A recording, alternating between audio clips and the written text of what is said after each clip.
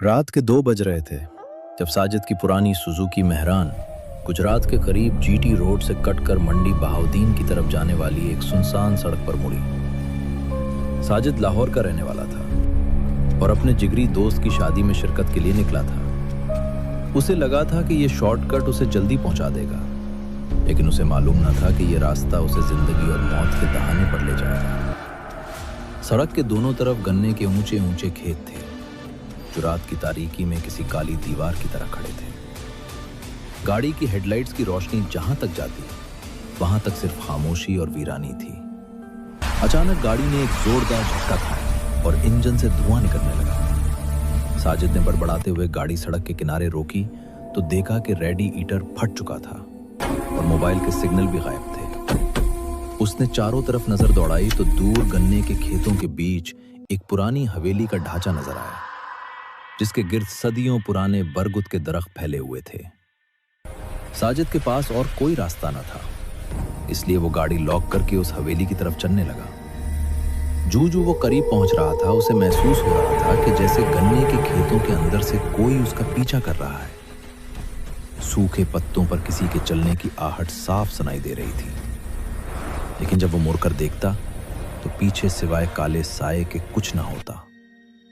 हवेली के बड़े लकड़ी के दरवाजे पर पहुंचकर उसने दस्तक दी तो वो दरवाजा एक हौलनाक चिड़चिड़ाहट के साथ खुद ब खुद खुल गया। अंदर एक वसी सहन था जिसके दरमियान में एक कदीम पथरीला कुआं था और उसके पास एक बूढ़ा आदमी लालटीन लिए बैठा था, जिसकी कमर झुकी हुई थी और चेहरा जिरियों से इतना भरा था कि आंखें मुश्किल से नजर आती थीं। साजिद ने करीब जाकर सलाम किया और अपनी गाड़ी की खराबी का बताया तो उस बूढ़े ने लरजती हुई आवाज में कहा, बेटा, यहाँ रात गुजारना खतरे से खाली नहीं है। इस हवेली की दीवारें खून मांगती हैं, लेकिन अगर मजबूरी है तो इस बरामदे में लेट जाओ। मगर याद रखना कि रात को अगर कोई पुकारे या पीछे से आहट आए तो मुड़कर मत देखना। चाहे कुछ भी हो जाए, मुड़ना नहीं। साजिद ने उसे वहम समझकर चारपाई पर लेटने की कोशिश की, लेकिन उसे नींद नहीं आ रही थी।